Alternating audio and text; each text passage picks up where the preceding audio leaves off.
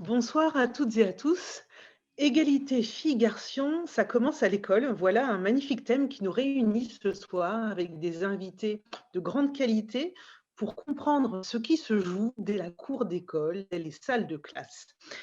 Pour cette rencontre, vous allez pouvoir y contribuer puisque sur Facebook, vous allez pouvoir dans le chat poser des questions à nos invités, émettre également des remarques et au fil de l'eau, nous les intégrerons à notre conversation. Donc n'hésitez pas à venir contribuer à nos échanges. Mais sans plus attendre, je passe la parole à Laura Slimani, qui est adjointe à l'égalité, à la lutte contre les discriminations et à la démocratie participative à la ville de Rouen, qui organise cette soirée. Oui, bonsoir à toutes et tous. Merci d'être là donc, pour le deuxième mercredi du mois de mars consacré à l'égalité entre les femmes et les hommes, lors de conférences effectivement organisées dans le cadre d'une manifestation qui s'appelle Rouen donne des ailes et qui vise à mettre à l'honneur le combat pour l'égalité entre les femmes et les hommes tout au long du mois de mars. Ce combat qui à la fois est incarné par les militantes, les militants, les associations, toutes les personnes qui au quotidien font progresser la cause de l'égalité, et puis aussi par la ville de Rouen qui revendique d'être une ville féministe et de faire progresser cette égalité dans toutes ses politiques, dans tous ses services publics, dans tout le lien et tous les liens que nous avons avec la population rouennaise à tous les âges. Et à tous les âges parce qu'évidemment, la ville de Rouen, et comme toutes les villes, a en charge la gestion des écoles, les écoles maternelles et primaires dans lesquelles grandissent en grande partie en tout cas les enfants.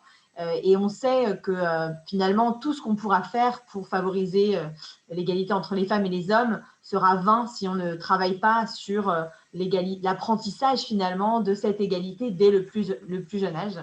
Et c'est pour ça qu'on a souhaité consacrer cette deuxième conférence à cette question de l'égalité entre les filles et les garçons pour réfléchir ensemble à la manière dont on peut travailler sur cette question à l'échelle municipale. On parlera ce soir probablement de la question des cours d'école, on parlera de la question aussi de l'enseignement plus largement, des contenus pédagogiques, on parlera des activités périscolaires avec des personnalités, des experts, expertes, des acteurs et actrices de terrain qui viendront nous faire part de leur expérience sur cette question. L'idée pour la ville de Rouen, c'est de pouvoir s'inspirer de toutes ces expertises, de tous ces partages finalement, pour pouvoir intégrer cela à nos politiques de manière transversale, puisque l'égalité femmes-hommes, elle ne peut se porter qu'à travers toutes les politiques qui sont menées par la ville et en lien évidemment avec l'ensemble de l'équipe municipale.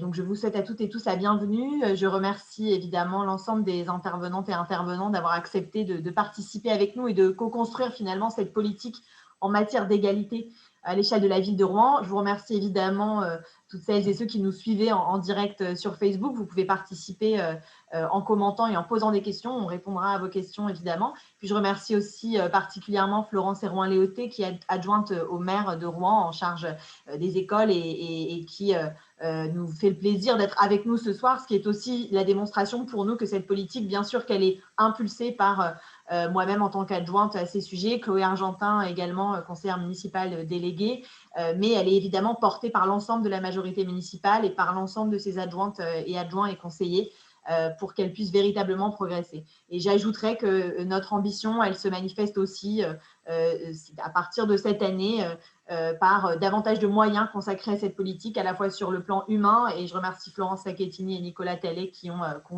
contribué à organiser ces conférences, et puis sur le plan aussi des moyens consacrés au soutien aux associations, aux acteurs, actrices de terrain, parce que c'est elles et eux qui font progresser l'égalité au quotidien et qui feront reculer ces inégalités qui sont aujourd'hui de moins en moins supportables dans la société. Donc voilà, je vous souhaite à tous et à toutes et à tous une très bonne soirée.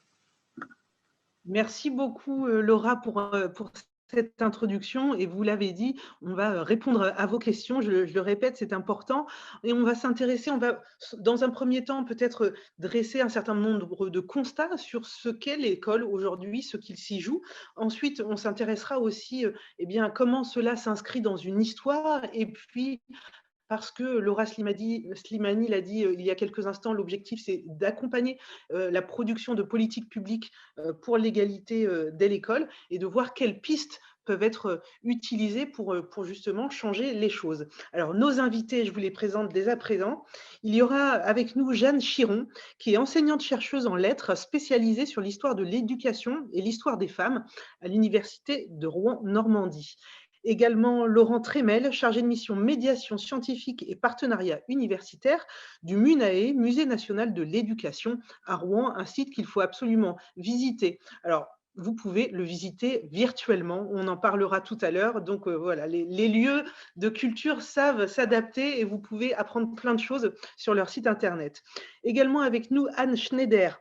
Anne Schneider est maîtresse de conférences en langue et littérature française, chargée de mission égalité des droits entre les femmes et les hommes à l'Institut national supérieur du professorat et de l'éducation Normandie-Caen. Anaïs Farsi est également avec nous, chargée d'animation égalité femmes-hommes des publics 6-25 ans au Centre d'information sur les droits et des femmes et des familles de Seine-Maritime, le CIDFF. Vous le connaissez peut-être sous ces quelques lettres. Et puis également deux élus présentés par Laura Slimani, Florence Hérouin-Léoté, adjointe aux écoles et à la petite enfance, et Chloé Argentin, élue municipale également, et qu'on entendra au fil de la discussion, et notamment qui aura la charge de peut-être faire une synthèse et de conclure notre rencontre. Donc nous sommes ensemble jusqu'à 19h30. Je le disais, une première séquence pour dresser un certain nombre de constats et puis peut-être interroger peut-être des stéréotypes, des préjugés, peut-être une norme. Et j'ai envie de commencer pour cela avec vous, Jeanne Chiron. Donc je rappelle, vous êtes enseignante-chercheuse en lettres spécialisée sur l'histoire de l'éducation et l'histoire des femmes. Quand on a posé cette question de l'égalité, ça commence à l'école, il y a forcément des éléments de vocabulaire, de notions à bien comprendre pour pouvoir rentrer dans ce sujet.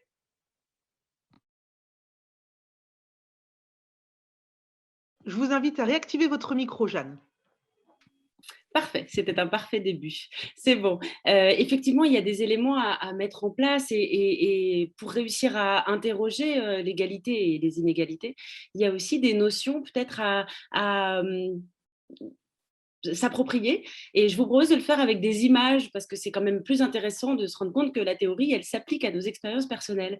Et donc, Rebecca, si tu veux nous passer le diaporama, la première image que je voulais vous soumettre, c'est super, ça arrive. C'est des représentations. Alors certes, représentation de gauche, c'est le David de Michel-Ange que vous connaissez peut-être, sûrement. Une représentation classique d'une beauté masculine, musclée, comment dire, il est beau. On le représenterait, on interroge à peine cette représentation. Alors que si vous regardez sur la droite, je vous ai mis une représentation d'un Bishonen. C'est un idéal de beauté masculine qu'on retrouve beaucoup dans les mangas, que nos élèves et étudiants lisent beaucoup en ce moment et depuis pas mal de temps. Et vous voyez que là, c'est un idéal masculin en fait qui est déjà peu musclé et puis complètement androgyne. Et je vous montre ces deux images. Alors, ce Bishonen, ce n'est pas du tout uniquement contemporain, hein, ça vient du théâtre kabuki, c'est quelque chose qui est une représentation très traditionnelle au Japon d'une beauté masculine. Et je vous montre cela parce que ça nous permet de nous rendre compte que les idéaux de beauté, les stéréotypes de beauté masculine, en fait, ils sont socialement construits. Et c'est pour ça que je veux vous montrer l'image qui suit dans la deuxième dia. Je ne sais pas si vous allez réussir à la projeter. L'intérêt, c'est que vous demandiez ce que vous ressentez en regardant cette image. Voilà. Une image de femme culturiste, hein, bodybuildeuse, je vous la projette parce que nos réactions peuvent être entre réticence, rejet, voire même dégoût. Et c'est devant l'intensité et la violence de cette réaction qu'on peut avoir face à cette image que je voudrais que vous gardiez en tête, parce que c'est exactement les réactions qu'on peut avoir face à ce qui est non conforme, hors norme, hors de toutes ces assignations de genre qu'on peut associer à la féminité.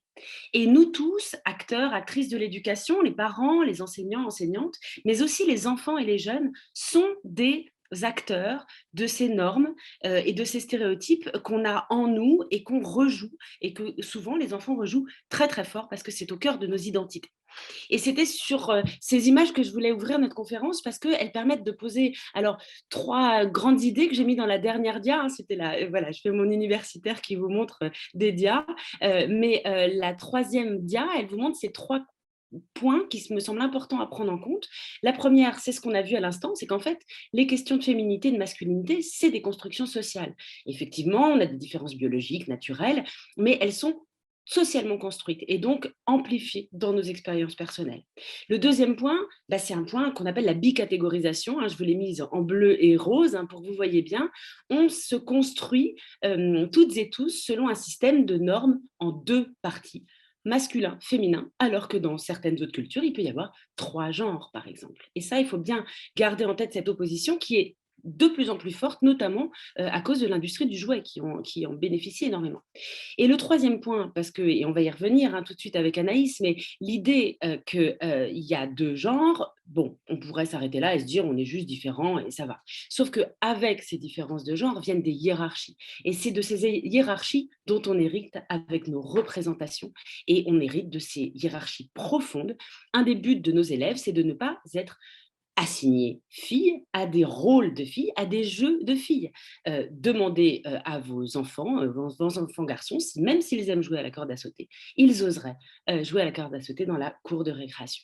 Donc pour nous, ça nous invite à questionner, déconstruire et discuter ces questions, et on va y passer donc un peu de temps ensemble maintenant. Merci pour cette introduction, Jeanne. Donc, on l'entend bien, une construction sociale, des assignations et des normes.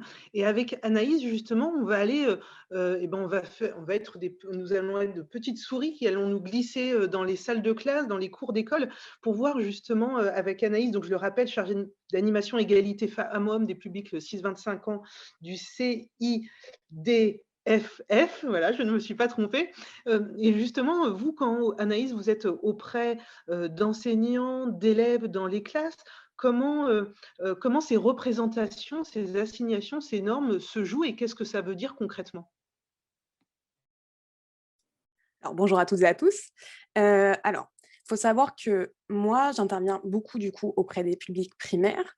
Et ce dont on se rend compte, c'est que globalement, les élèves sont assez, comment dire, perméables. C'est-à-dire qu'ils vont vouloir en fait que discuter de ces sujets-là. Ils ne sont pas du tout réfractaires à discuter, réfractaires à valoriser l'autre. Il n'y a pas trop de soucis à ce niveau-là. Par contre, quand on pose des vraies questions, et ça nous arrive souvent parce qu'on utilise beaucoup de photolangage, donc on les fait parler sur des images qui en général prennent le contre-pied des stéréotypes, et qu'on leur demande, voilà, est-ce qu'il y a des métiers, par exemple, qui sont interdits aux femmes ou aux hommes? Ils nous disent oui. Spontanément, ils nous disent oui, même s'ils n'ont pas la connaissance de métiers qui seraient interdits aux femmes et aux hommes.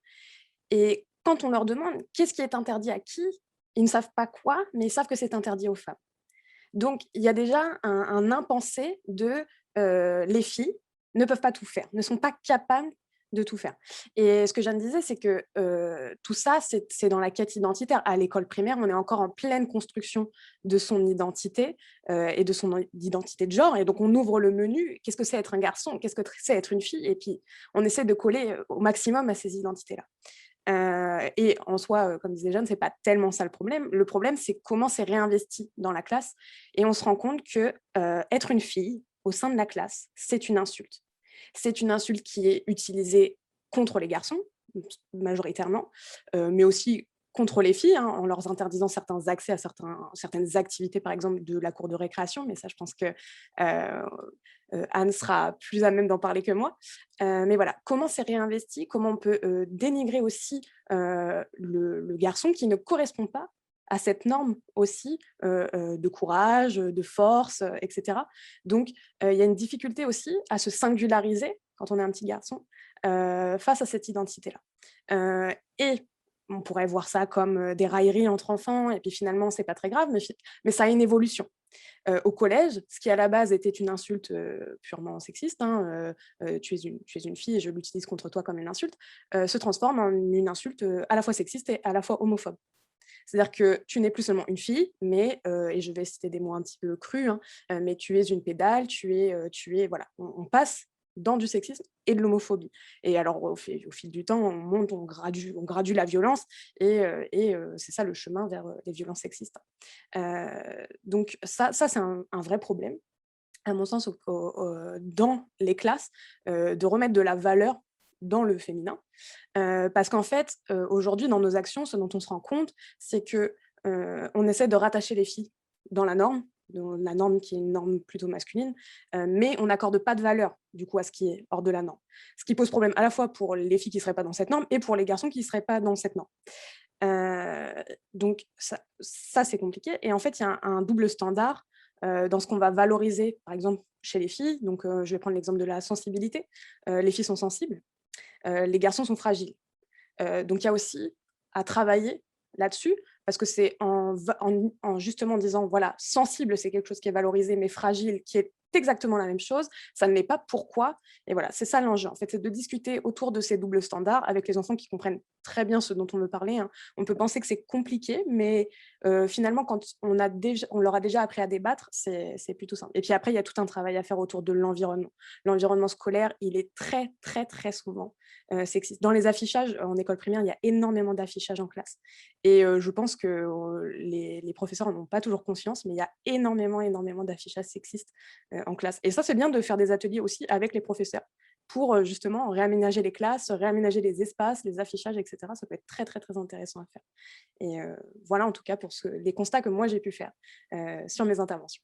Sur la question de ce sexisme ordinaire qui peut être dans l'environnement de classe, on en parlera justement dans la troisième séquence de notre rencontre sur comment on peut travailler ces sujets-là. Vous nous avez déjà donné quelques pistes. Et ce que je voulais évoquer quand même aussi avec vous, Anaïs, c'est qu'on a ces assignations qui sont très ancrées culturellement. Si on prend l'exemple tout simplement du conte de fées, qu'on a en tant que parents, on a pu raconter à nos filles, peut-être aussi à nos petits garçons, et puis qui sont aussi, qui font justement cette bicatégorisation extrêmement nette, pour reprendre le terme qu'évoquait Jeanne Chiron. Oui, oui, et puis il y a la quête identitaire, l'enjeu de la quête identitaire, elle est là-dessus, hein, c'est je suis une petite fille, alors je suis une princesse, et je suis un garçon et je suis un prince. Le prince, finalement, même si c'est rarement lui dont on donne le nom au conte, hein, le nom du conte est rarement celui du prince, c'est plus souvent celui de la princesse, et pourtant le héros de notre histoire, c'est bien souvent le prince, hein, c'est lui dont on apprend des choses, c'est lui qui prouve sa valeur, etc.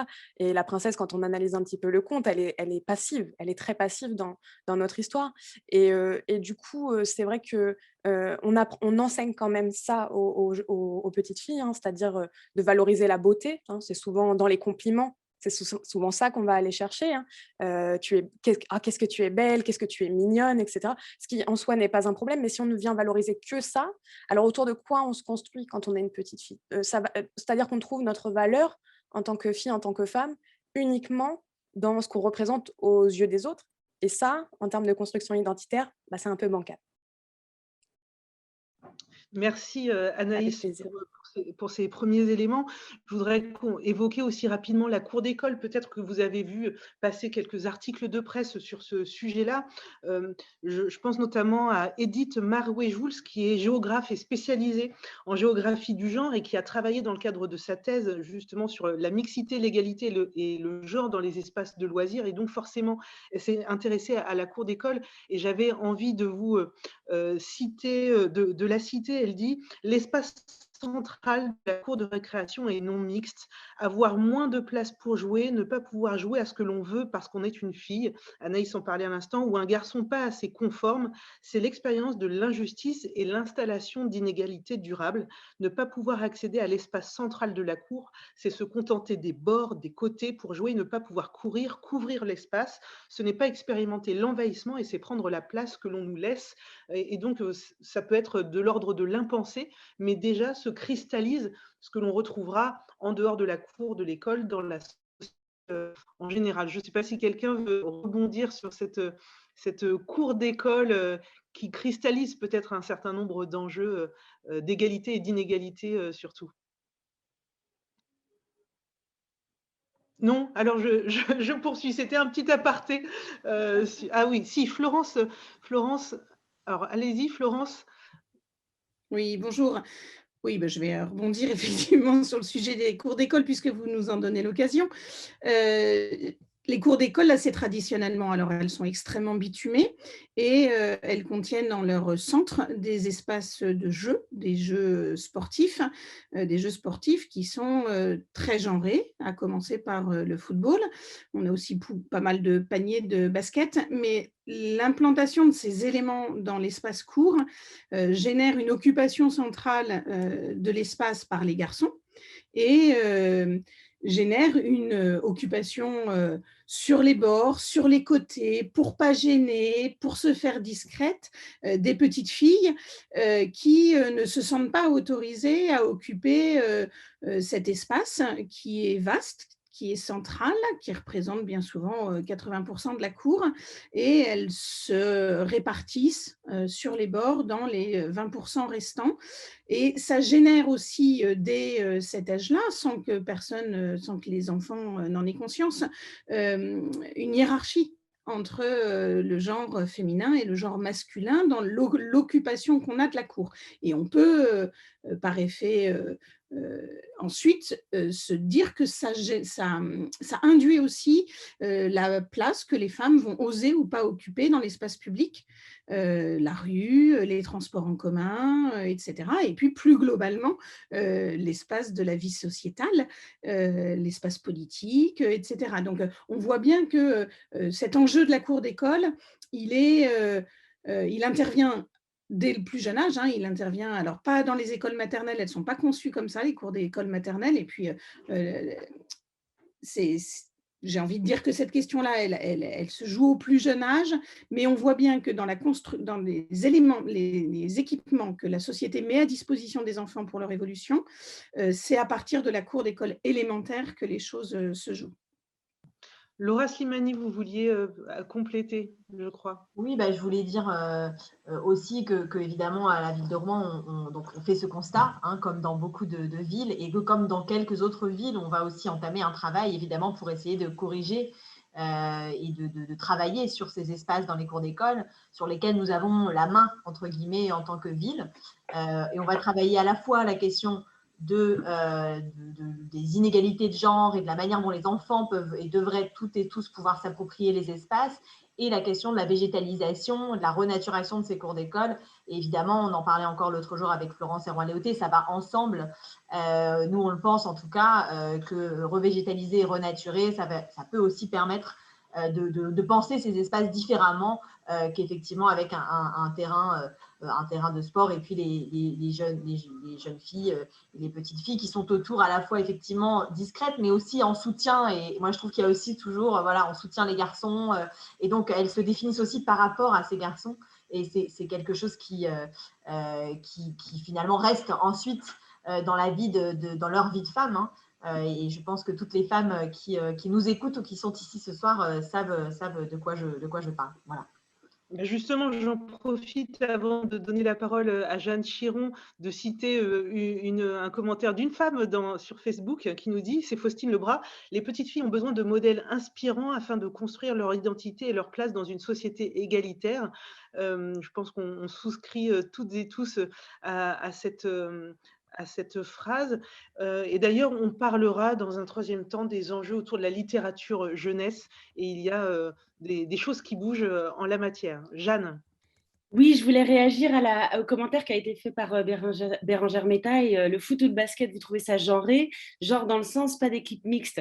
En fait, quand on dit qu'une activité est genrée, c'est pas qu'il y a que les garçons qui y jouent ou que les filles. Il y a bien évidemment des filles qui jouent au foot et des garçons qui vont avoir envie de faire de la corde à sauter. Ce qui est important, c'est de se rendre compte que c'est des assignations. C'est-à-dire que quand on est garçon, et même si on n'a pas envie de jouer au foot, on a cette tendance, cette activité, cette caution cette obligation sociale, d'une certaine manière, à s'y plier. Et quand on est une fille, on aura plus de résistance à essayer d'y jouer. Donc, c'est plutôt une histoire d'équilibre et d'espace de liberté potentielle qui se joue plus que toutes les filles ne font pas de foot et tous les garçons en font.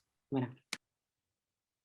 Merci pour ces précisions. Anne Schneider, vous vouliez également intervenir. Donc, je le rappelle, Anne, vous êtes maîtresse de conférences en langue et littérature française, chargée de mission égalité des droits entre les femmes et les hommes à l'Institut national supérieur du professorat et de l'éducation Normandie-Caen. On vous écoute.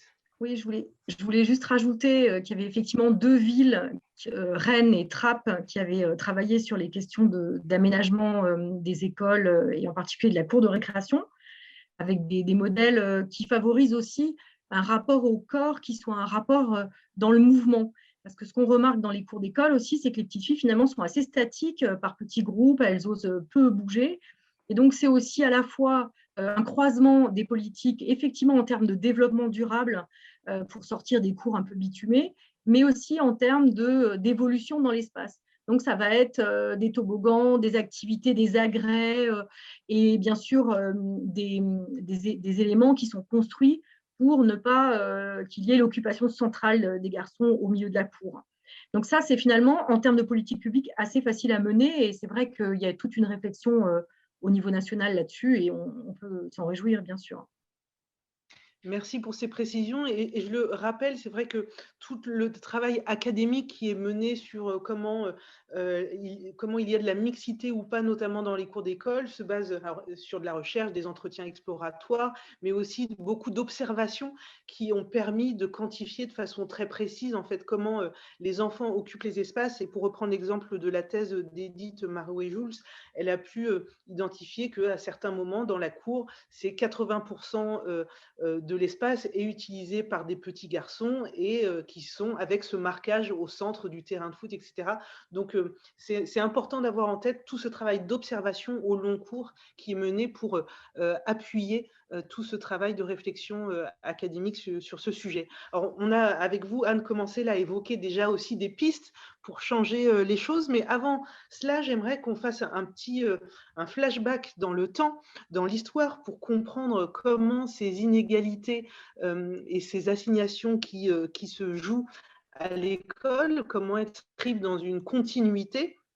Avec vous, Laurent Trémel. Donc, je le rappelle, vous êtes chargé de mission médiation scientifique et partenariat au MUNAE, au Musée national de l'éducation à Rouen, et vous avez consacré déjà plusieurs expositions au thème de l'égalité femmes-hommes, mais aussi avec la question des enfants, avec notamment l'exposition métiers d'enseignants, métiers d'enfants.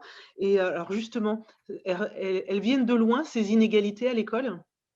Oui, tout à fait. Et comme vous le dites, alors effectivement, plusieurs expositions du musée. Alors, nous travaillons dans une perspective de médiation scientifique. On adapte des discours scientifiques pour différents publics du musée, dans le cadre de différentes expositions, des expositions sur site. Malheureusement, là, le musée maintenant est fermé depuis plusieurs mois. Des expositions sur site, une exposition virtuelle sur laquelle je vais essentiellement aujourd'hui construire mon propos. Et il y a plusieurs expositions dossiers du musée, des expositions par panneaux, qui peuvent être empruntés par des collectivités territoriales, des classes. Et par rapport au thème de la rencontre d'aujourd'hui, il y a plus particulièrement 2 expositions par panneau qui peuvent intéresser différents publics.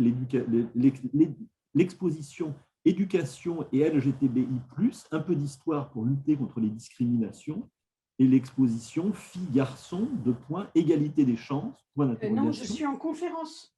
Qui est plus ancienne, et qui traitait dans une perspective parallèle de l'assignation de rôles genrés et de rôles sociaux qui ont évolué au cours des années. Alors, dans l'exposition Métiers d'élèves, métiers d'enseignants, on fait un parallèle, si vous voulez, à la fin du 19e siècle, quand l'école de la Troisième République a été créée, alors bon, avec d'ailleurs des différenciations sociales qui étaient très importantes, puisqu'à l'époque, ce qu'on appelle l'école Ferry, ça scolarisait des enfants de 6 à 13 ans. C'était une école gratuite. En parallèle, vous aviez l'école payante pour les enfants des classes favorisées qui se faisait au travers du petit lycée. Et ce qui est intéressant, c'est de voir comment, en fait, on trouve des assignations de rôles sociaux à l'époque qui sont symétriques, qu'il s'agisse des instituteurs, hommes, femmes, et des élèves, filles, garçons. Par exemple, c'est dans la première partie de l'exposition, on s'intéresse au Code Soleil. Alors, le Code Soleil, c'était un manuel de formation des enseignants. Et donc, vous voyez, dans l'édition de 1933 du Code Soleil, voilà ce qu'on dit par rapport à l'instituteur.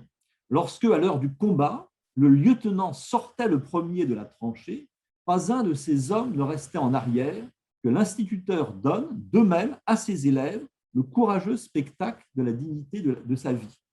Donc en fait, l'instituteur est assimilé à un officier, ce qui n'est pas non plus, c'est significatif, il n'est pas assimilé à un soldat, il est assimilé à un officier. Bien. Au niveau de l'institutrice, quelques pages plus loin dans le Code Soleil, on peut lire l'institutrice, surtout, aura à se surveiller au village une mise décente et sobre et de rigueur, point de coquetterie excessive, point de toilette voyante et de mauvais goût. Et en parallèle, vous voyez, on peut, alors excusez-moi, je vais devoir faire une petite manipulation technique pour allumer. Voilà, il faut que je puisse avoir un peu de lumière. Donc, en parallèle, vous voyez, quand l'enseignement, au début de la Troisième République, se met en place, 1881-1882, vous voyez, dans le décret, dans l'arrêté du 27 juillet 1882, que peut-on lire? La gymnastique a pour but de préparer et prédisposer en quelque sorte les garçons aux futurs travaux de l'ouvrier et du soldat. L'horizon social est quand même assez limité pour les garçons qui fréquentent l'école de Jules Ferry. Les filles aux soins du ménage et aux ouvrages de femmes. Donc là encore, l'assignation du rôle social féminin. Et en plus de ça, vous voyez, on voit bien comment tout ça est socialement constitué. Je reviens sur ce qui a été dit tout à l'heure. Et aussi historiquement constitué. Aujourd'hui, si vous voulez, tous les garçons ne rêvent pas forcément d'être soldats ou ouvriers. Hein, bon, voilà. Et toutes les filles ne rêvent pas forcément non plus d'être femmes de ménage au sens de maîtresse d'intérieur. Et il était précisé, là le parallèle avec ce qui était dit au niveau de l'institutrice est remarqué, est remarquable, au travers des travaux manuels, les filles doivent acquérir les qualités sérieuses de la femme de ménage, être mises en garde contre les goûts frivoles ou dangereux. Donc, vous voyez, on est en plein dans cette assignation sociale qui perdurera pendant plusieurs décennies au travers de différents produits mis en place dans l'école. Alors là, on voit effectivement, c'est l'agrandissement d'une carte postale qui date des années 30, si mes souvenirs sont bons, fin des années 20 et début des années 30. Alors, c'est intéressant, c'est une carte postale d'une école qui forme en fait à des métiers au niveau de la ville de Paris. Alors, ville de Paris, il y a encore une activité industrielle, donc ça forme pour être ouvrière. Ça forme aussi des métiers du tertiaire, employés, on le voit. Mais ce qui est intéressant, c'est la hiérarchisation qui va s'opérer au travers de cette carte postale dans une école où il y a une préparation au métier. Parce qu'en fait, la hiérarchisation est la suivante. Donc, ouvrière et employé, c'est mis sur les côtés. Et ce qu'on voit au centre, donc les jeunes filles vont devenir en fait une femme forte et gracieuse au travers de la gymnastique, une habile et économe ménagère. Donc là, on est tout à fait dans les suites du décret de 1882 à l'habile femme de ménage. Et ce qui est intéressant, vous voyez, surtout la dernière représentation, on va surtout mère éclairée. Donc il y a une hiérarchisation du rôle de la femme. Certes, on forme à l'exercice d'emploi, mais voilà, il faut qu'elle soit surtout une mère éclairée. Donc c'est intéressant de voir en fait. Oui. Et Laurent, cette ambition portée à l'époque par l'école, est-ce que ça va jusque, je ne sais pas, dans les manuels scolaires, une véritable division comme ça, on retrouve cette bicatégorisation d'un côté les filles, d'un côté les garçons, avec ces enseignements, ces assignations? Oui, très clairement, et je dirais même, alors ça varie selon les époques. Dans une précédente exposition du Musée national de l'éducation, les enfants de la patrie, par exemple, les collègues avaient montré comment, au sortir de la Première Guerre mondiale, il s'agit de faire revenir en fait les femmes à la maison pour faire des enfants du fait des morts qui ont eu lieu pendant la guerre. Par exemple, dans un manuel scolaire, on voit une iconographie où c'est en fait une femme qui est en train de discuter avec un chef d'atelier pendant qu'un ouvrier homme s'en va. Et le commentaire, qui est extrêmement violent, dirait-on aujourd'hui, c'est « Une femme célibataire travaille, elle met un homme au chômage ». Donc là, vous voyez, c'est très violent. Par exemple, si dans la classe, il y avait des enfants dont les mères, bien qu'elles ne soient pas célibataires, travaillaient. Bon. Et effectivement, on va retrouver cette division genrée, avec bien évidemment aussi des éléments de contestation de cette assignation sociale et genrée, très tardivement. Là, ce que vous montrez à l'écran, c'est une série de manuels scolaires qui sont publiés à la fin des années 60. Donc, il y a au même niveau d'enseignement la classe, alors c'est la classe de 4e, je crois, hein, il y a en fait 4 manuels différents selon qu'il s'agisse d'une classe qui se situe en ville ou à la campagne et qu'il s'agisse en fait d'écoles de garçons et d'écoles de filles. Alors, vous voyez, bon, ce n'est pas ces classes de fin d'études, excusez-moi pour ce n'est pas du tout le niveau que j'évoquais. Mais ce qui est intéressant, vous voyez, par exemple, école rurale de garçons, quelle est la représentation très stéréotypée? C'est le garçon sur son tracteur. Et à côté, le reste est à l'avenant, puisqu'il s'agit de sciences appliquées, et à côté, on voit effectivement sciences appliquées, école rurale de filles, la petite fille donne à manger à ses poules. Donc elle est auxiliaire en quelque sorte de ferme. Bien. École urbaine, cette fois-ci, école urbaine de filles, eh bien, l'adolescente fait de la pâtisserie, alors que école urbaine de garçons, encore forte assignation sociale, le petit garçon fait du bricolage. Donc il y a une forme d'assignation, effectivement, à son futur rôle d'ouvrier. Et ce qui est particulièrement interpellant, c'est que ces images que vous nous montrez, on remonte à plusieurs siècles. Vous disiez, on était dans les années 60. Donc, on est, voilà, il y a 60 ans, une soixantaine d'années. Donc, ce qui veut dire que les générations de nos grands-mères, par exemple, elles ont encore dans leur grenier ces livres, ces manuels. Donc, cette évolution, on comprend encore plus l'ancrage de ces inégalités, de ces assignations, leur persistance aujourd'hui. Oui, et bon, on y reviendra sans doute tout à l'heure, mais vous voyez, l'école aujourd'hui s'efforce effectivement de lutter contre ces stéréotypes, alors que ce n'est pas forcément le cas d'autres sphères de socialisation.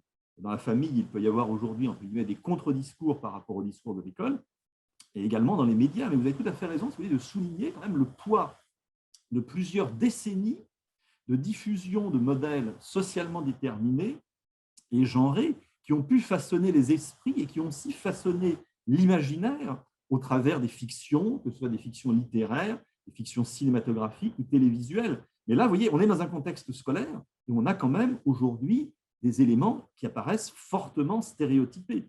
Dans l'exposition Filles-Garçons, égalité des chances, on évoquait aussi le cas de l'hôtesse de l'air avec des règles de sélection fortement stéréotypées et genrées qui aujourd'hui tomberaient sous le coup de la loi.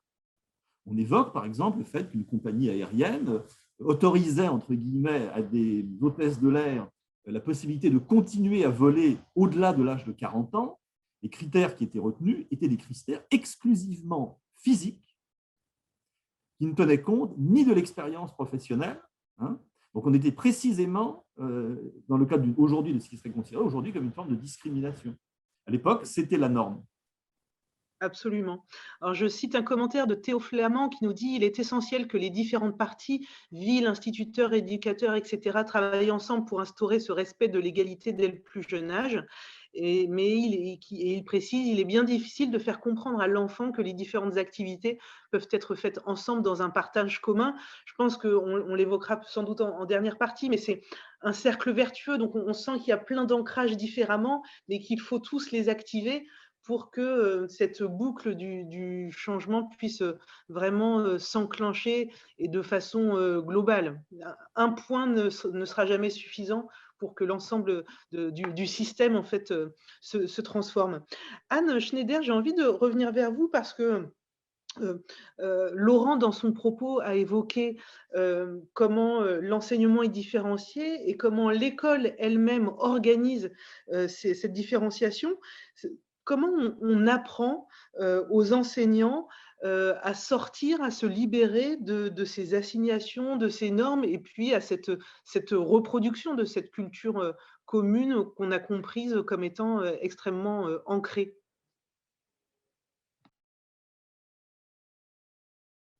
C'est un travail de longue haleine. Disons que la question qui se pose dans les instituts de formation des maîtres, c'est de croiser plusieurs volets d'attention aux questions des discriminations et aux questions de genre. Donc, par exemple, ça peut être une étude ou une analyse vraiment pointue des manuels scolaires. Ça peut être effectivement une réflexion sur les consignes qui sont données, qui sont en fait souvent genrées sans qu'on s'en aperçoive. Ça peut être sur la littérature de jeunesse qui en fait peut véhiculer des stéréotypes. Ça peut être aussi une attention particulière qui est donnée en termes d'orientation scolaire, puisque là, on se rend compte qu'en fait, l'enseignant peut être lui-même pétri de représentations qui font qu'en fait, il oriente les filles davantage vers des métiers qui sont en lien avec les sciences, les garçons davantage vers les sciences et les filles davantage vers la littérature, par exemple. On peut voir aussi que souvent dans les bulletins scolaires, on a des remarques qui sont très genrées. Pour une fille, elle peut mieux faire, alors que pour un garçon, bah, il est agité, mais en gros, ce n'est pas très grave, ça n'impacte pas son potentiel de futur scientifique, par exemple. Donc, on a toutes ces petites remarques qui sont distillées au fur et à mesure. On observe dans les conseils de classe aussi parfois des remarques qui sont genrées. Et tout ça, c'est un travail de longue haleine. Et comme vous l'avez dit, il faut absolument croiser les strates où se nichent les représentations et les discours genrés. Et alors, les enseignants en sont de plus en plus convaincus. Là où c'est plus difficile, c'est dans la répartition de la parole dans la classe. En gros, on a pu observer qu'il y a 56% des garçons qui sont interrogés, alors qu'il n'y a que 44% des filles qui sont interrogées quand on est à l'oral dans une leçon, quelle que soit la leçon d'ailleurs. Et évidemment, c'est très gênant parce qu'on se rend compte que finalement, il y a une occupation de l'espace scolaire qui est majoritairement par la parole, celle faite par les garçons. Et en fait, alors on a fait des petits sondages très faciles avec nos étudiants. On leur a demandé de prendre un chronomètre et de regarder. Donc, il y a des filles qui prennent en chronomètre les paroles des filles et les garçons prennent en chronomètre les paroles des garçons. Et en fait, on regarde tout simplement le timing de chacun. Sur une séquence, ça peut être très court, hein, sur une demi-heure, sur une heure, parfois sur une journée. Parfois, ça peut être un projet d'école qu'on va mutualiser sur plusieurs classes. Et là, on s'aperçoit très vite qu'il y a une grande différence. En fait, on laisse vraiment plus souvent, pour les garçons, se développer une pensée, avoir une argumentation longue, et on a tendance à discriminer les filles du côté de la parole. Donc là, c'est tout un travail qu'il faut mettre en place, mais ça passe par une conscientisation des enseignants des endroits où se nichent ces petites discriminations presque quotidiennes. Alors, une question me vient. Comment on fait pour ne pas culpabiliser les enseignants, ne pas leur mettre une pression énorme sur les épaules? Parce que enseigner, c'est déjà un métier stratégique, hyper important, difficile. Une fois qu'il y a eu ce travail de prise de conscience, et puis ah, zut, je me suis trompée, j'y arrive pas. Enfin, parce que ça peut être une charge mentale peut-être particulière pour les enseignants de travailler tous ces points. Oui, alors ils me le disent parfois en formation, et c'est souvent des garçons d'ailleurs qui sont en formation qui me disent: «Oh là là, non mais attendez, c'est quoi cette histoire?» Donc voilà, il y a des petites formes de résistance, mais souvent effectivement, ils ont l'impression que c'est un poids supplémentaire. C'est-à-dire qu'ils doivent déjà faire attention aux séquences qu'ils mènent, aux apprentissages qu'ils font, aux évaluations qu'ils donnent, et là ils me disent: «Bon, ça y est, on a encore un volet en plus, c'est le volet de l'égalité». Sauf que quand je leur donne des chiffres très précis sur la réussite des garçons et des filles, par exemple, il suffit de regarder le classement PISA, eh bien, on se rend compte qu'effectivement, en fait, il y a un enjeu sur les compétences en français et en mathématiques. Donc, évidemment, là, ça touche quand même leur conscience professionnelle, et ils se rendent vite compte que finalement, l'enjeu, c'est aussi de pouvoir avoir une vraie égalité en termes d'orientation et de formation. Parce qu'on sait que les filles sont scolairement très aptes à être dans un système scolaire assez borné, normé. Elles ont complètement intégré ce qu'on attend d'elles, alors que les garçons, beaucoup moins. Et en fait, eux, ils intègrent plutôt des normes sociales différentes. Et dans l'espace scolaire, finalement, ça pose problème en termes de réussite.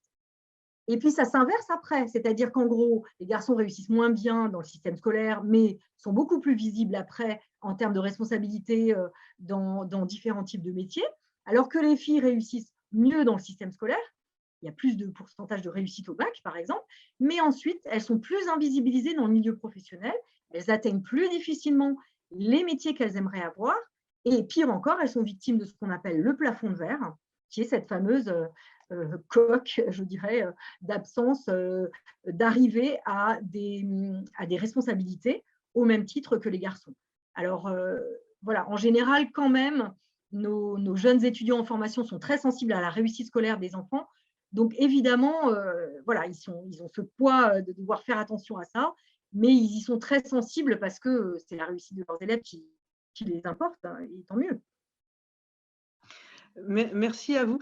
Florence Hérouin-Léautey, dans les échanges que vous avez avec la communauté éducative, alors je parle communauté éducative parce que je pense que c'est important d'intégrer les enseignants, mais aussi tous les acteurs de ce qui se passe à l'école. Est-ce qu'il y a des attentes, des besoins qui vous sont remontés du terrain sur ces questions d'égalité?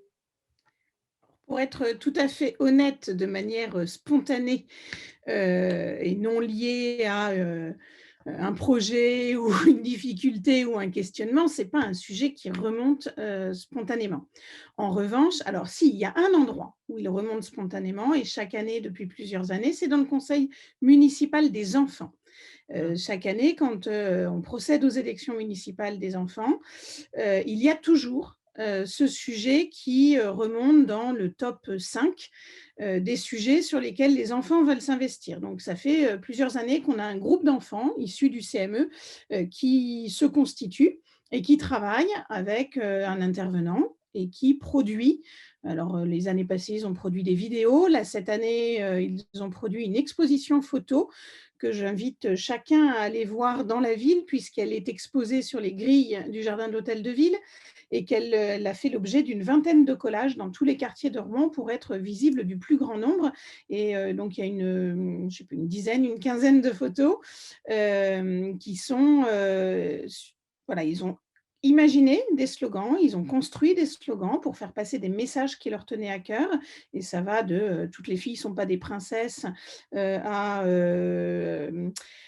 les chevaliers aussi aiment le rose. Enfin bon, il y a vraiment beaucoup des messages qui viennent d'eux, qui viennent de leur expérience, qui viennent de…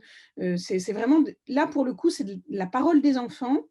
Quand elle est stimulée sur ce sujet-là, parce qu'ils ont souhaité s'investir sur le sujet, ce n'est pas des slogans d'adultes, c'est des slogans d'enfants. Et ils ont posé pour ça, ils ont fait des mises en scène. Et Marie-Charlotte Bonamy, qui a accompagné les travaux, a produit avec eux cette exposition photo dont on est assez fiers à la ville et qui suscite des réactions assez positives, là, de ce que j'en ai vu pour l'instant sur les réseaux sociaux. Donc ça, c'est…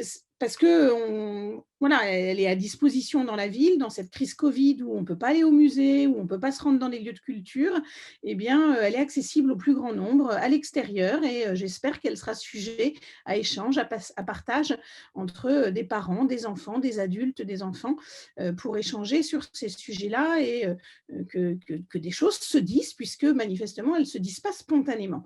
Donc, c'est aussi comment on stimule ça, et donc ça, c'est extrêmement important.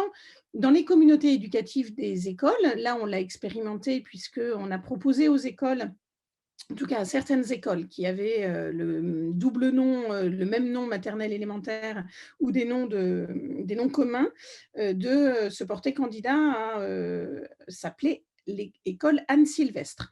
Donc, on a reçu des dossiers de candidature et dans ces dossiers de candidature, on voit bien que c'est un sujet qui est complètement approprié. C'est-à-dire que là, quand ils sont en dynamique projet, et en plus avec cette figure féminine forte qui est Anne Sylvestre, avec tout son volet de chansons pour les enfants et pour les adultes, voilà, la communauté éducative a réagi très fortement et très favorablement et en s'appropriant complètement le sujet, en faisant des propositions dans l'organisation de l'école. Ça touche aux toilettes, ça touche aux cours d'école. Donc ça remonte vraiment. Et puis, sur les actions éducatives que la ville porte et mène et propose sur le temps scolaire, périscolaire, extrascolaire, la volonté, c'est que vraiment, on n'est pas des actions pour l'égalité femmes-hommes, filles-garçons, mais qu'on ait véritablement ce sujet-là qui soit infusé et que chaque action qu'on délivre soit porteuse de cette égalité. Je pense que c'est vraiment ça qui nous fera progresser. Alors, ça passe par la formation des équipes, par la sensibilisation des équipes, des parents d'élèves s'il le faut, et ça pourra s'intégrer dans des actions liées au champ de la parentalité sur lequel travaille Annie Boulon-Famille. Et c'est Voilà, vous l'avez dit tout à l'heure, ce n'est pas un axe, une action qui va nous permettre de modifier en profondeur ces représentations dont Laurent a bien égrené d'où elles venaient et à quel point elles étaient ancrées aujourd'hui. Je rappelle que l'école mixte en France, c'est 1975. Donc, de mon point de vue, c'est extrêmement récent. On voit bien qu'on porte tout ça et que si on veut casser toutes ces représentations genrées d'activités, d'émotions, de rôles sociétaux, de partage de tâches, eh ben, il faut qu'on puisse agir dans tous ces champs-là, mais pas par des actions ponctuelles, des actions que j'appelle cerises sur le gâteau. Voilà. On ne modifie pas en profondeur, c'est un navire qui doit changer sa direction de manière forte, on ne le fait pas avec des actions ponctuelles et symboliques. Il faut que ça s'ancre dans toutes nos politiques éducatives et qu'on soit en capacité, nous, de s'interroger à chaque fois qu'on porte une action, en quoi elle est porteuse d'égalité. Parce que le respect de l'égalité dans nos actions sera aussi porteuse de respect entre les filles et les garçons demain. Merci Florence Herouin-Léautey. Je crois, Jeanne Chiang, vous vouliez intervenir et puis ensuite Chloé Argentin. Oui, je voulais abonder dans le sens de Florence et dire aussi qu'on a une collègue, Isabelle Collet, qui est spécialisée en Suisse dans la formation des enseignants et qui travaille notamment sur les STEM, donc la culture informatique et les femmes à l'intérieur de cet environnement informatique. Il y a toute cette histoire où c'est un environnement qui a été d'abord investi par les femmes parce qu'elles étaient sténographes, en fait, et on attendait d'elles qu'elles s'investissent là-dedans. Et puis, une fois que l'informatique a pris de la valeur et de l'importance, c'est devenu un métier d'homme. Donc, il y a une belle illustration de ce qui a de la valeur et ce qui n'en a pas. Et pour reprendre ce que vous disiez, Florence, elle dit, Isabelle, qu'il y a un danger avec ce qu'elle appelle les éducations A. L'éducation à l'égalité, en fait, finalement, et on le voit nous, à la formation des maîtres, on a enfin quelques heures qui nous sont allouées pour travailler là-dessus.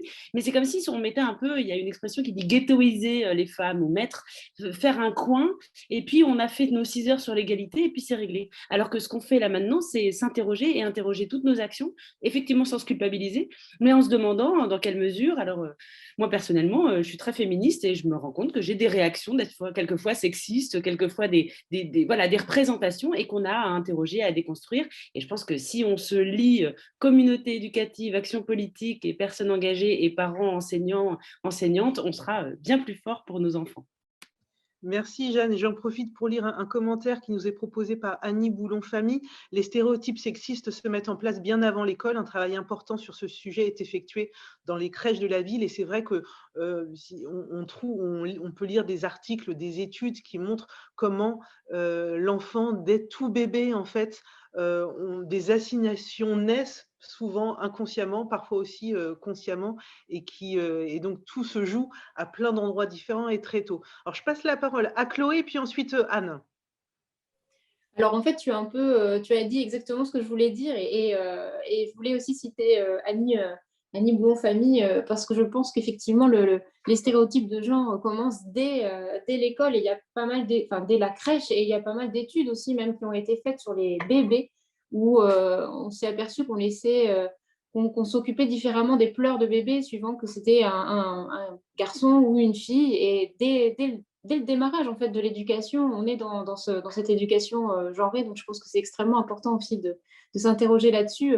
Comme en crèche, comme le dit Annie, c'est extrêmement important d'avoir un personnel formé et qui a une vision réflexive sur ce qu'elle fait, enfin sur ce personnel, sur ce qu'il fait vis-à-vis des enfants et pour pouvoir en fait un petit peu avancer sur ces stéréotypes de genre et pouvoir permettre à chacun et à chacune de se développer vraiment dans ses besoins et dans ses envies plus que dans un stéréotype de genre fille ou garçon. Voilà, c'est tout ce que je voulais dire, mais en fait, tu as déjà quasiment dit ce que je voulais dire. Je te remercie. Et un autre commentaire de Laure Kerr-Legendre nous dit « N'oubliez pas les parents ». Et justement, dans la séquence qui va démarrer dans quelques instants sur comment on travaille ces sujets-là, on s'est posé la question « Que peut-on faire dans la posture de l'enseignant, dans la posture de parents ?» Donc, on va vous apporter des éléments, je pense, qui vont vous intéresser. Anne Schneider, je vous redonne la main. Alors, je voulais juste préciser une petite chose par rapport aux questions liées aux étapes de développement de l'enfant. En fait, on parle effectivement de la différence qu'on a, nous, en tant qu'adultes, à percevoir, par exemple, les pleurs des bébés. Mais il faut savoir aussi que, et ça peut permettre aussi de nuancer certaines de nos affirmations de ce soir, qu'il y a dans le développement de l'enfant des étapes de développement. Et par exemple, on a pu observer qu'il y a ce qu'on appelle un pic de rigidité entre l'âge de 5 ans et l'âge de 7 ans. Donc là, je vous renvoie aux travaux d'une psychologue qui s'appelle Christine Morin-Messabiel. Elle est à l'université de Lyon. Christine Morin-Messabiel. Elle a écrit plusieurs articles sur ces questions-là. En fait, elle a mené avec plusieurs de ses collègues des enquêtes dans les écoles maternelles et elle s'est rendue compte que quand vous prenez des petits de 3 à 4 ans, ils vont jouer de façon totalement indifférenciée à des tas de jeux garçons-filles sans problème, aux petites voitures dans les garages, à la dinette, etc. Et ça, dans une perspective d'ailleurs de collaboration garçon-fille qui est assez simple à observer, et en particulier à l'âge de 4 ans dans les jeux de construction aussi. Et puis, on s'aperçoit qu'à partir de l'âge de 5 ans jusqu'à l'âge de 7 ans, il y a ce qu'on appelle le pic de rigidité du genre. C'est-à-dire que l'enfant se construit avec un modèle genré avec lequel il va fabriquer son modèle. Et souvent, dans ces années-là, c'est assez difficile de travailler avec les enfants sur la différenciation ou du moins le gommage des questions vraiment genrées. En revanche, après 7 ans, alors là, ça revient, mais de façon, je dirais même très, très forte, avec des débats qui sont très intéressants à mener avec les enfants. Là, ils sont vraiment très ouverts à ces questions de genre. Ils ont plein de questions à poser. Mais c'est aussi parce que juste avant, il y a une espèce de stabilisation dans les modèles qui questionnent le genre. En fait, l'enfant va se choisir un modèle et il va se rigidifier autour de ce modèle, quitte à le déconstruire après. Ça, c'est une donnée qui est importante, surtout pour nos étudiants, parce que parfois, ils me disent « mais ça ne marche pas, j'ai fait une séquence en maternelle, ça ne va pas du tout, les élèves n'ont pas répondu à mes questions ». C'est normal, il y a des petits moments dans le développement de l'enfant où il y a ce fameux pic de rigidité.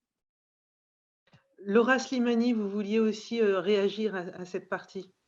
Oui, c'était simplement pour une petite réaction sur le débat qu'on a souvent autour de est-ce que l'égalité, que ce soit à l'école ou autre part, c'est finalement une politique spécifique ou est-ce que ça doit être un peu partout et diffusé un peu partout? Moi, je suis vraiment persuadée que ça doit être les deux parce qu'on est sur une question qui est tellement, qui vise tellement à transformer des inégalités, enfin des rapports sociaux qui sont très ancrés culturellement, historiquement, on l'a vu, que finalement, à partir du moment où on n'en fait pas un sujet important en soi, on risque de se diluer et que ce sujet finalement n'émerge jamais comme préoccupation importante. On le voyait bien par rapport à la question des enseignants qui disent mais il y a tellement d'autres choses, pourquoi ce sujet-là plus qu'un autre, etc.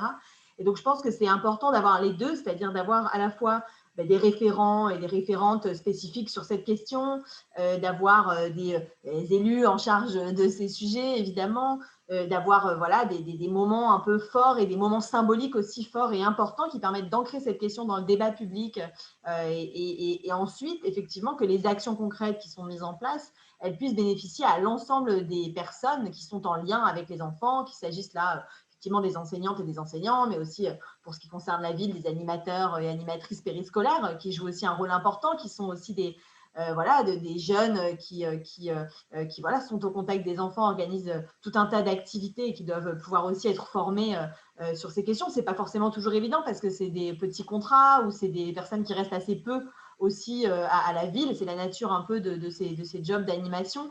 Mais c'est important aussi que ce travail de formation, par exemple, il soit fait auprès de toutes et tous. Mais moi, je suis persuadée que ça nécessite aussi que l'ensemble des institutions, finalement, prennent cette question à bras-le-corps et n'en fassent pas uniquement un sujet parmi d'autres. Parce qu'il s'agit aussi d'une transformation très profonde.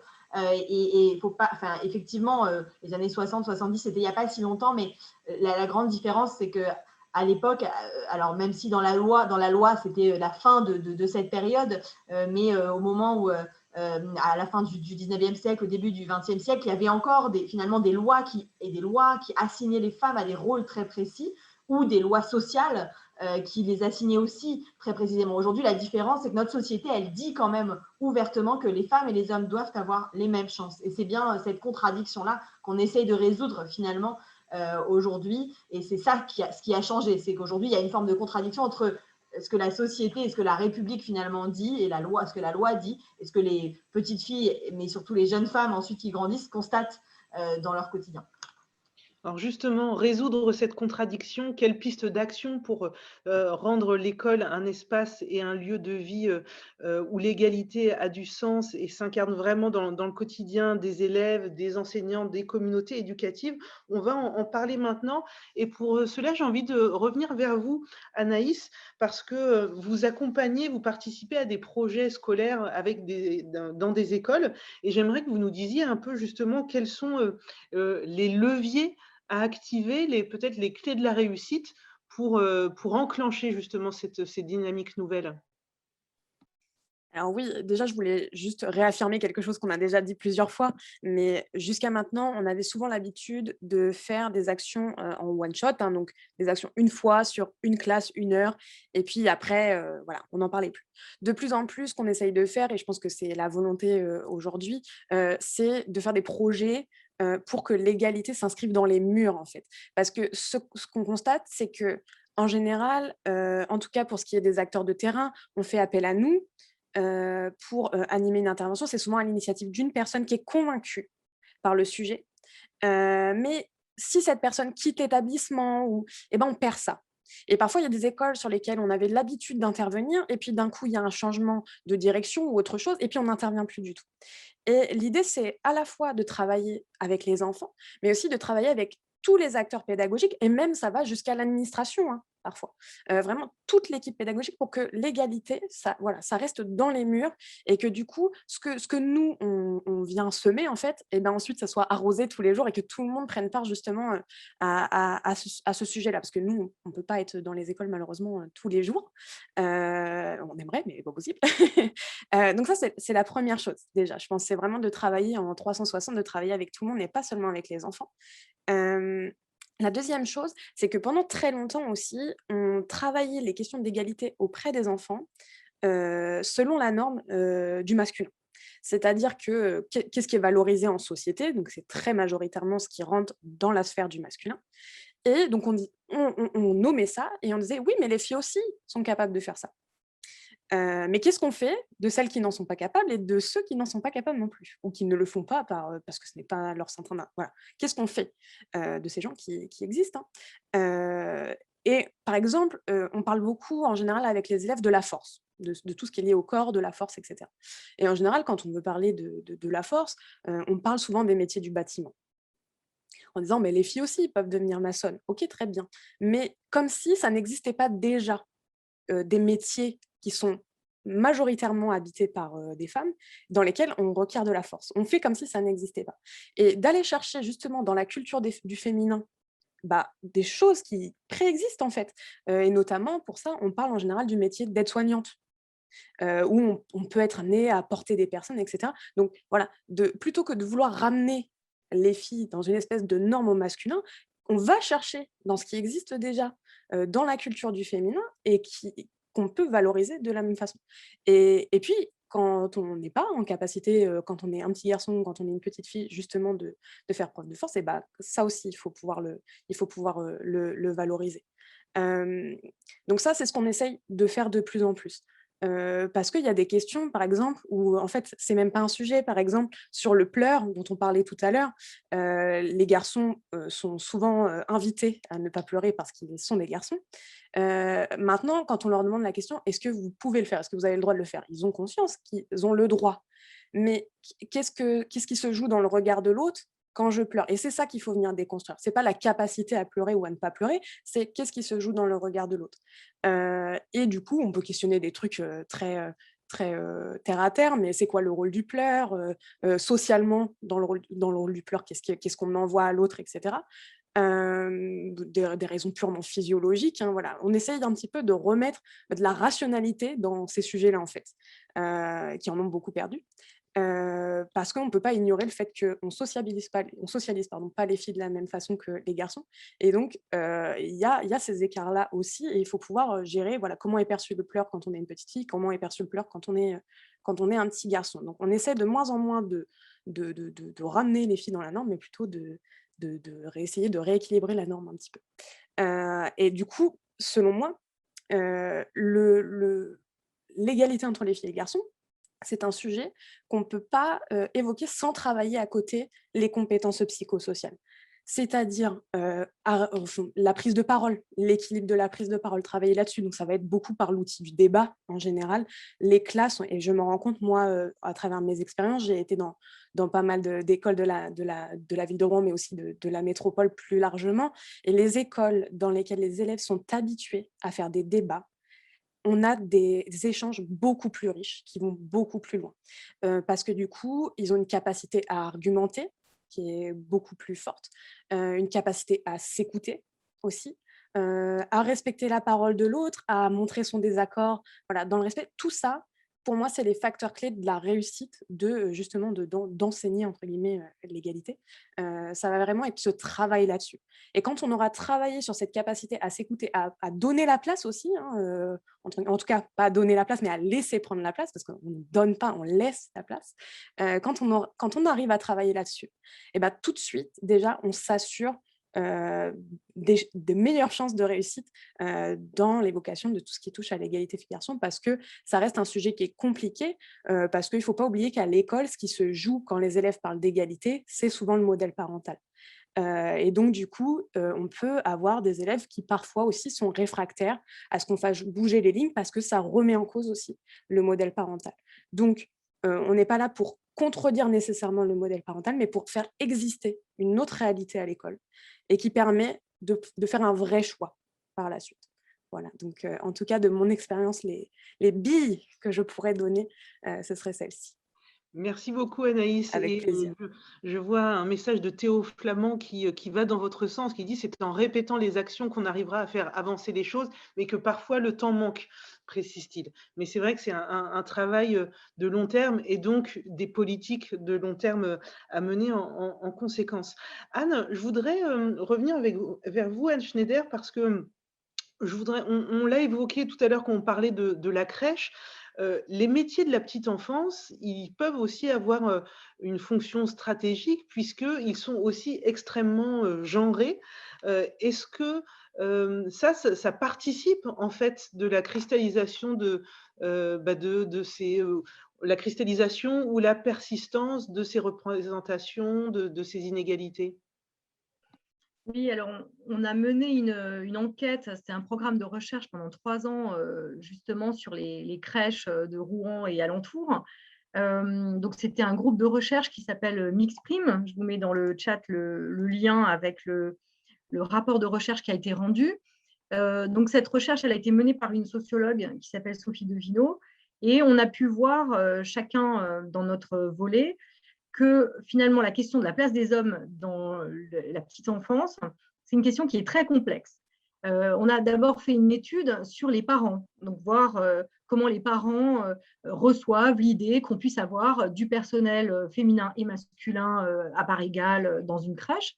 Et en fait, on s'est rendu compte que les parents sont très sensibles au fait qu'il y ait des hommes dans les crèches. Donc, l'étude est assez éloquente de ce côté-là. C'est une étude quantitative, donc les résultats sont très clairs. Les parents sont favorables à la question de la mixité professionnelle dès la petite enfance. En revanche, là où l'étude a été plus nuancée, c'est qu'on a fait une grosse étude quantitative sur des élèves de sciences de l'éducation, donc en L3 à l'université. Et on a demandé aux garçons s'ils se projetaient dans les métiers liés au care, ce qu'on appelle les métiers liés au care, c'est-à-dire aux soins, à l'empathie, aux soins donnés à autrui, qui sont des métiers, vous le savez, majoritairement féminins et qui sont plutôt dévalorisés d'ailleurs en termes salariales.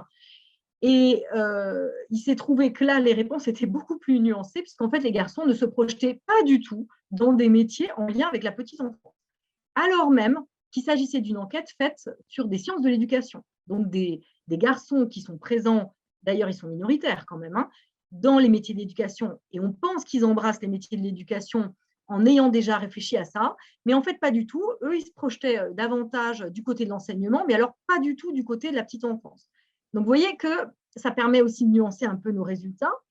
Et puis, on est allé voir aussi du côté de la littérature de jeunesse pour savoir un peu si on était sorti du modèle Martine Petite Maman que vous connaissez tous, voilà.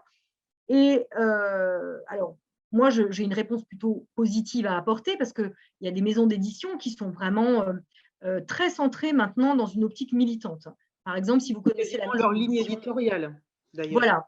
voilà, Talent Haut, par exemple, ils en ont fait leur credo depuis très longtemps. Et c'est une maison d'édition qui a envie de faire bouger les lignes. Alors, parfois, c'est compliqué, parce qu'on peut, tout en voulant faire bouger les lignes, fabriquer du contre-stéréotype, c'est-à-dire réassigner les filles dans des modèles, mais de façon presque involontaire. Donc ça a été un petit peu le début de Talent Haut, mais ils se sont rendus compte très rapidement qu'ils pouvaient aller beaucoup plus loin dans leur côté de dégenrer les modèles. Donc voilà, donc il y a quand même beaucoup d'évolutions. Et puis moi, j'ai pu remarquer, en gros, je vais vous donner 3 signes d'évolution que j'ai trouvé intéressants en littérature de jeunesse en ce moment.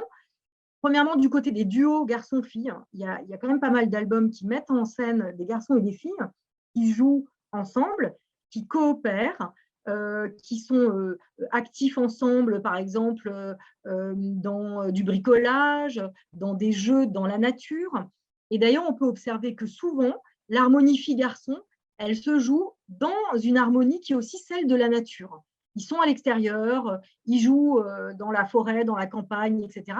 Et je trouve ça assez amusant de voir que l'évolution, elle vient aussi de cette espèce de feuilleté d'évolution du côté aussi du rapport à la nature. Deuxième élément. Oui.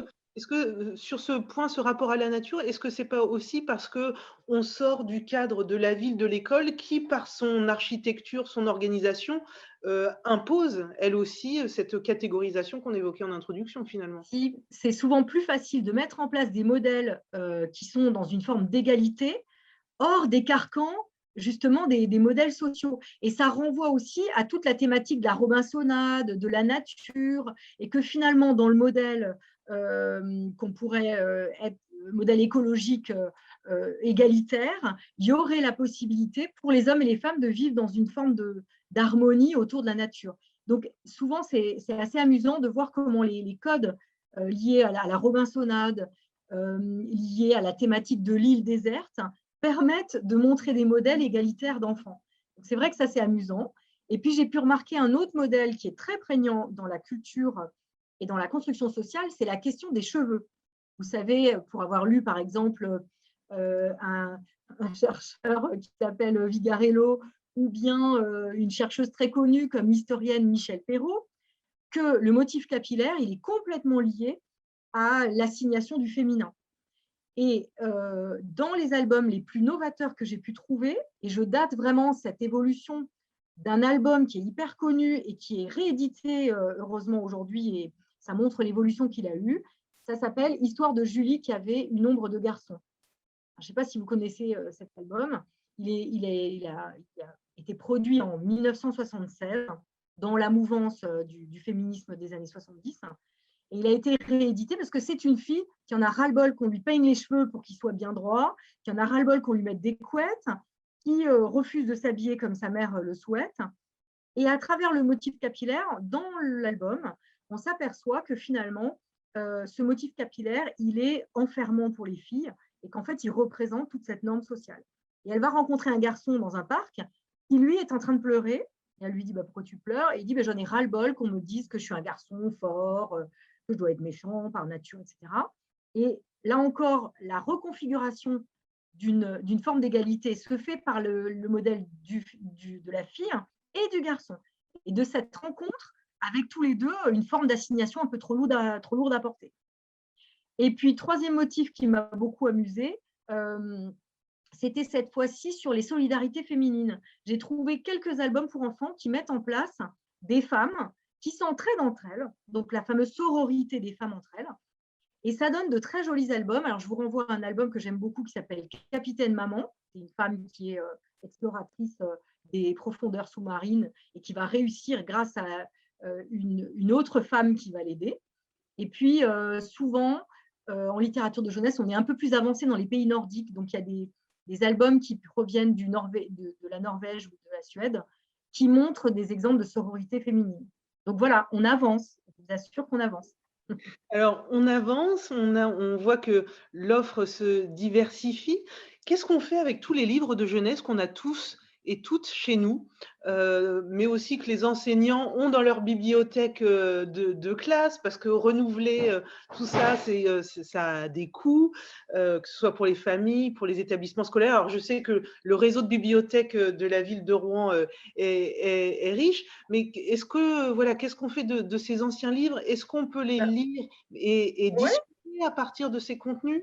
Mais bien sûr, je crois que plutôt de tout mettre au pilori, on peut avoir un esprit critique et s'en servir pour, au contraire, analyser les modèles et puis recontextualiser. Martine, petite maman, c'est les années 60. Et d'ailleurs, quand vous regardez la série suivante, Caroline, Caroline, elle n'est plus du tout comme Martine. Caroline, elle a une salopette rouge, elle est entourée de chiens et de chats, et elle fait du ski, elle conduit des automobiles extrêmement puissantes. Et donc, on voit bien que ça bascule au fur et à mesure des années. Donc, bon, on peut jeter certaines choses, on peut en garder d'autres, et au contraire, peut-être construire des séquences qui puissent permettre un peu d'analyse et puis de voir d'où on vient et comment on a évolué, justement. Alors, Chloé Argentin, vous vouliez réagir sur cette partie littérature jeunesse, et Jeanne Chiron ensuite. Non, très vite, effectivement, il y a pas mal de choses qu'on doit regarder avec un nouvel œil. Et puis, je pense qu'on ne va pas se débarrasser de tous les petits ours bruns, même si j'ai un petit peu de difficulté avec son papa et sa maman. Mais je pense que c'est très, très intéressant, justement, de lire, de faire un parallèle entre des livres qui soient un peu plus modernes, etc. Et puis des livres un peu plus genrés pour permettre aux enfants de voir la différence et puis de leur permettre d'ouvrir un peu leur esprit critique, c'est extrêmement important. Et puis je voulais dire aussi, mais ça c'est une spéciale dédicace à ma mère, qu'elle m'a quand même offert de son Ginette Mathieu, Je sais cuisiner, qu'elle a eu au certificat d'études en 1961 et qui est quand même un exemple de sexisme et de classisme assez extraordinaire, mais ça m'a permis aussi de me construire en tant que féministe. Voilà, donc il y a de l'espoir même avec des livres absolument horribles et absolument sexistes, on peut faire quelque chose de bien. Et on en revient d'ailleurs un peu à ce que disait Anaïs, c'est-à-dire que le levier important, c'est de pouvoir débattre, que ce soit autour de l'organisation de la salle de classe, des cours, ou autour d'un livre de jeunesse, qu'il soit récent ou ancien. C'est peut-être là aussi une des pistes très concrètes, c'est de construire ces espaces de débat et de discussion. Jeanne Chiron. Oui, je voulais rajouter à ce que vous disiez, je pense qu'on est tout à fait d'accord, mais jamais il ne s'agit de brûler des livres. Oh non, surtout pas. Et discutons-en, et c'est extrêmement riche. On a tous lu Martine, et on n'en est pas devenu plus réactionnaire pour autant. Je sais que Laurent adore Martine. Mais je dis souvent à mes étudiants, et Anne vous serez toutes d'accord avec moi, c'est que les livres aussi ne sont pas des baguettes magiques. Ils n'existent pas directement, ils n'impriment pas dans nos enfants des stéréotypes, ils fonctionnent en réseau. Et je pense qu'il y a une étude très intéressante sur un des albums que citait la maison d'édition que citait Anne Talent-Haut, c'est La Princesse et le Dragon. C'est un livre que je vous incite à voir parce que c'est un livre contre stéréotypé, vraiment très drôle. Et il y a des enquêtes il y a eu une enquête de nos collègues de Paris 8 qui ont qui ont fait une enquête avec des élèves de maternelle pour leur demander ce qu'ils avaient retenu de cet album contre-stéréotypé. Et les enfants retrouvent des stéréotypes dans un ouvrage contre-stéréotypé. Et donc, on a refait faire cette enquête, et notre collègue de Suisse a refait faire cette enquête avec ses étudiantes, et elle a changé un paramètre de l'étude. C'est qu'on discutait avec les enfants de cet ouvrage. On le mettait en perspective, on en discutait en classe, et là, les résultats de l'enquête ne sont pas les mêmes. Donc, ça nous montre scientifiquement que c'est la discussion et la médiation autour du livre qui fait tout. Autant les parents, les enseignants, on est tous acteurs du livre, et le livre n'existe pas tout seul. Alors, vous l'avez dit, Jeanne, l'importance de la médiation. Laurent Trémel, il y a médiation dans votre fonction au MUNAE. C'est quoi le rôle du MUNAE? Parce qu'on a entendu plusieurs expositions sur l'égalité filles-garçons, sur des questions LGBTQI, etc. Donc, comment se positionne en fait? C'est quoi le rôle du MUNAE dans tout ça pour faire bouger les choses? Je pense, oui, que notre propos est en fait de construire des expositions en montrant des documents. Ensuite, il peut être fait, je dirais, des usages différenciés de ces expositions par différents publics. Je pense notamment aux actions qui sont menées par le service des publics du Musée national de l'éducation. des actions aussi de médiation culturelle, cette fois-ci en fonction de différents publics. Ce qui est aussi important de noter, pour faire écho à ce qui vient d'être dit, et là je suis tout à fait d'accord sur cette nécessité de construire le débat sur des bases documentées et critiques. Le Musée national de l'éducation n'est pas le musée de l'éducation nationale. Et donc, par exemple, dans l'exposition métiers d'élèves, métiers d'enseignants, on évoque, que vous pouvez voir en virtuel par notre site, on évoque la question de l'enseignement par rapport aux ouvrages de littérature jeunesse. Dans l'ouvrage qui est en lien avec l'exposition, un article d'un universitaire, Samuel Pinto, montre comment précisément le fait d'utiliser en classe de la littérature jeunesse pose des questions parce que les enseignants, ils ont encore besoin de formation sur ces matériaux, sur ces corpus qui ont été introduits relativement tardivement dans l'école. Et je pense qu'on l'a bien compris, le Musée national de l'éducation propose différents documents pour essayer de comprendre comment, en fonction de normes idéologiques dominantes, aussi de l'État, de l'économie, ce qui me semble très important, historiquement, c'est de voir comment tout ce qu'on qualifie aujourd'hui de mouvement progressiste a été permis par une économie qui s'est améliorée, qui a permis de sortir les enfants de l'usine, de donner une éducation au plus grand nombre. Tous ces éléments-là sont très importants. Et on voit à différentes époques qu'il y a des différences entre les discours et les productions scolaires et d'autres sphères de socialisation, qu'il s'agisse de l'école et de la sphère des loisirs, des activités entre pairs. Dans l'exposition que j'évoquais tout à l'heure, Les enfants de la patrie, les collègues montrent bien comment, par exemple, il y a pu avoir un sentiment germanophobe exacerbé dans un certain nombre de publications jeunesse dans le domaine des jeux et des jouets à la fin du 19e siècle, alors que le discours de l'école, alors ça dépendait bien sûr de l'instituteur, était en général plus modéré. Et à différentes époques, on voit bien comment, par exemple, au travers des jeux et des jouets, dans l'exposition par panneau Filles, garçons, égalité des chances, on l'évoque, voilà, vous avez pu avoir des jouets qui sont restés extrêmement stéréotypés sur le plan des représentations genrées jusqu'il y a peu. La question, par exemple, des catalogues de Noël, le rose pour les petites filles et le bleu pour les garçons, les jouets liés aux activités ménagères pour les petites filles et les activités de construction ou les activités liées aux nouvelles technologies, à l'aéronautique pour les garçons, ça a quand même, si vous voulez, été… Et oui, c'est très intéressant de voir à une époque donnée comment comme ça peuvent coexister, en fait, plusieurs sphères de socialisation avec différents produits qui peuvent avoir vocation à être intégrés aux collections d'un musée tel que le nôtre. On a aussi des collections de jeux et des jouets, parce que c'est intéressant de voir comment, voilà, c'est ce que j'évoquais tout à l'heure, les enfants et les adultes aussi peuvent être confrontés à différents discours. Aujourd'hui, il y a un discours, j'espère que ce sera encore le cas demain, dans les décennies qui viennent, quand on voit ce qui peut se passer dans certains pays, l'histoire n'est pas tracée. C'est pour ça que c'est important d'essayer de comprendre comment ces discours se structurent, sur quelle base, et puis montrer des exemples aussi qui peuvent choquer parce qu'ils apparaissent aujourd'hui ridicules. Bon. Ouais. Mais vous voyez, ce qui est intéressant, c'est de voir comment, à une époque donnée, au sein de l'école, où aujourd'hui, comme je vous dis, on essaie de lutter contre les stéréotypes, mais vous voyez, ce n'est pas forcément le cas aujourd'hui dans toutes les familles, et une question qui se pose aujourd'hui, quand même, une partie très importante du temps des enfants, c'est devant les écrans. Vous voyez, que voient les enfants? Et c'est vrai qu'on a pu voir récemment des articles sur il faut aussi plus de femmes dans le monde du jeu vidéo, dans la conception, pour que là aussi faire bouger les représentations. Alors, il nous reste 5 minutes.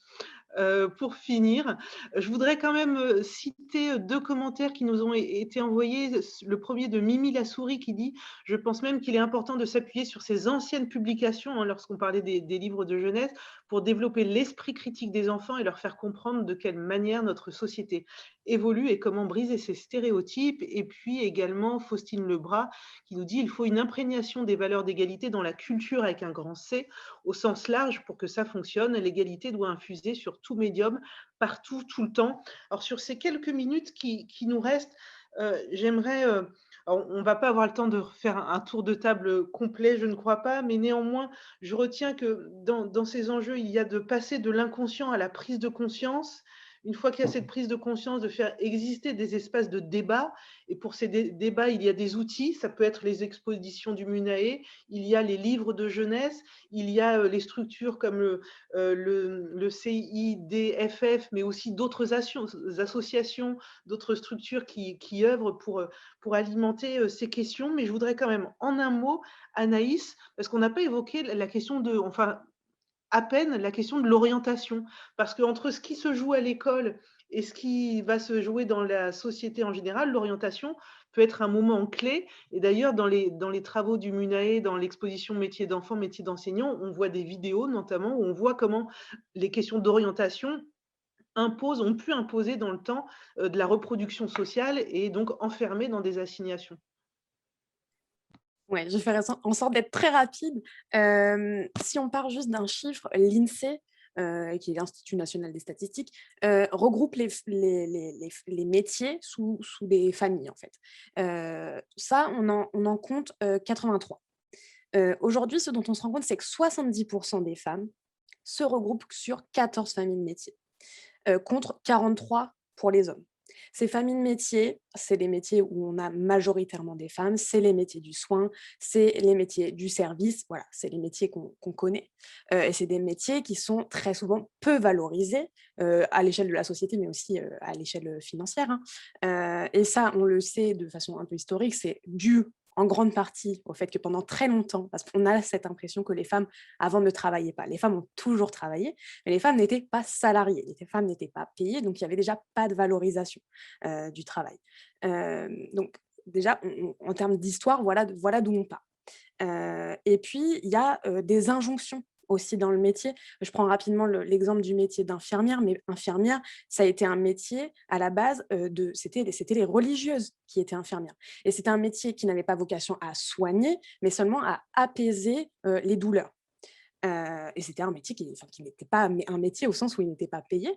Et ensuite, en fait, comme il y avait beaucoup d'accidents et un taux de mortalité assez haut, on a voulu faire en sorte de former ces personnes. Donc, c'est devenu un métier, mais un métier où on recrutait à la formation des mères. On voulait que les femmes qui soient recrutées soient mères, parce qu'on estimait qu'elles seraient en capacité à se dévouer. Donc ça, on le retrouve dans beaucoup, beaucoup de métiers du soin, du service à la personne, du social, etc., comme quelque chose d'inné, et en général, on parle d'instinct maternel. Donc, aussi de déconstruire ça, c'est-à-dire de construire de la compétence aussi dans les métiers, que je dis les métiers au féminin, mais les métiers qui comportent beaucoup de femmes, de valoriser aussi cette compétence. Et il faut faire un travail sur l'orientation. Ça arrive très tôt. Moi, je fais des tours de classe dès l'école primaire et c'est très, très genré.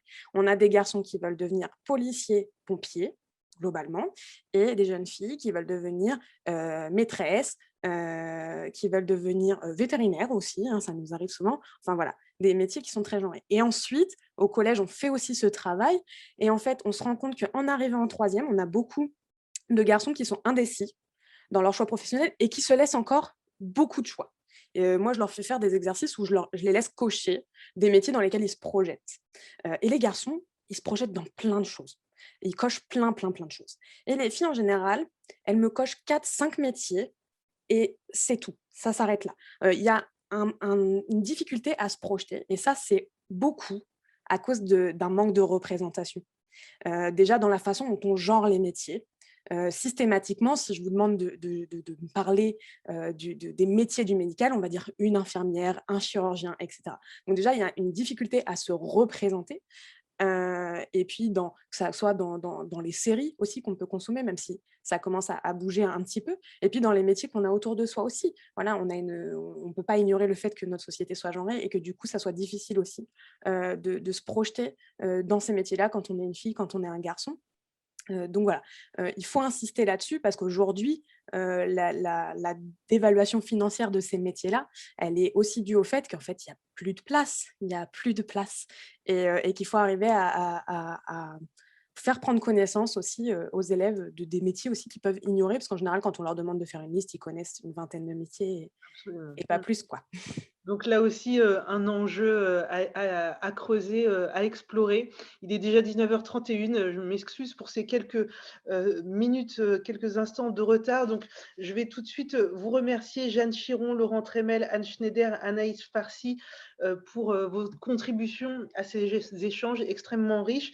Et j'aimerais en conclusion bien entendre Florence et Erwan Léotet. L'ambition de cette discussion, c'était aussi de pouvoir alimenter les réflexions que vous menez et que vous animez au sein de l'équipe municipale et ensuite d'entendre Chloé Argentin en conclusion. Non, en guise de conclusion, moi, je voudrais réouvrir sur l'opportunité que constitue la renaturation des cours d'école pour mener des travaux sur le triptyque enfants, parents, communauté équipe pédagogique, hein, tout ce qu'on appelle la communauté éducative, pour que les aménagements qui seront décidés pour demain aient été travaillés, aient été réfléchis à l'aune de tout ce qu'on vient d'évoquer ce soir, en plus de l'aspect de la renaturation, hein, mais on en a parlé en filigrane, hein, de ce contact à la nature, comment, même de manière la nature peut être moi, je le vois comme un espace qui, au contraire, peut se soustraire à toute assignation d'usage et donc redonner des espaces avec plus de neutralité que les enfants s'approprient et réinventent des jeux ensemble et des jeux basés sur autre chose que des structures multifonctions qu'on retrouve partout dans le monde de manière assez identique.